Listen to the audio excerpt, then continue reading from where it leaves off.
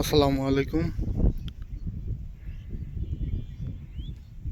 আজ 30শে জানুয়ারি 2025। আমি আমার পেঁয়াজের ক্ষেতে অবস্থান করছি।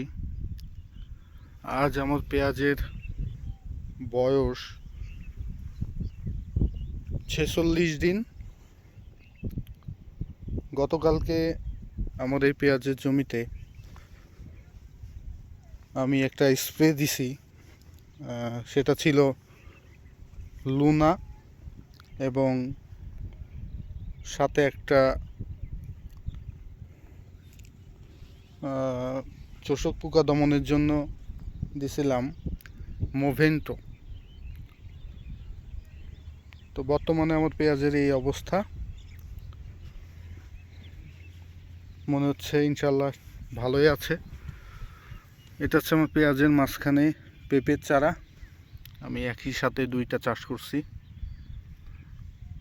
পেঁয়াজটা ইনশাআল্লাহ 40 দিনের মধ্যে উঠে যাবে। তখন আমার এই জমিতে পেঁপে থাকবে, তখন পেঁপের বেড তৈরি করে দিব। পেঁয়াজ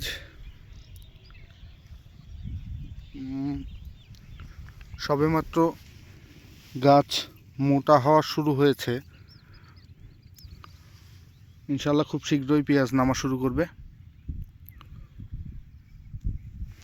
আমার এখানে 126 শতাংশ জমি আছে।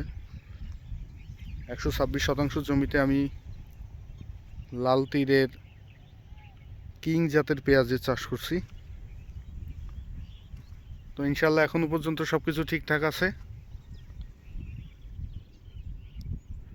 দেখা যাক ভবিষ্যতে কেমন ফলাফল হয়। এখন যত ভালোই থাকুক, এখন তো কোনো কিছু বোঝা যাবে না। আমাদের ফলন যদি ভালো হয় তাহলেই বলতে পারবো আমাদের চাষটা ভালো হয়েছে।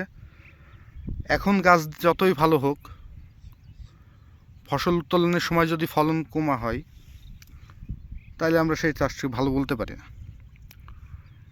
তো এখন পর্যন্ত গাছ সব কিছু ভালো আছে। ফসল উত্তোলনের পরে যদি কাঙ্ক্ষিত ফলন পাই তাইলে বুঝতে পারবো যে আমাদের চাষটা ভালো হয়েছে। সবাইকে ধন্যবাদ।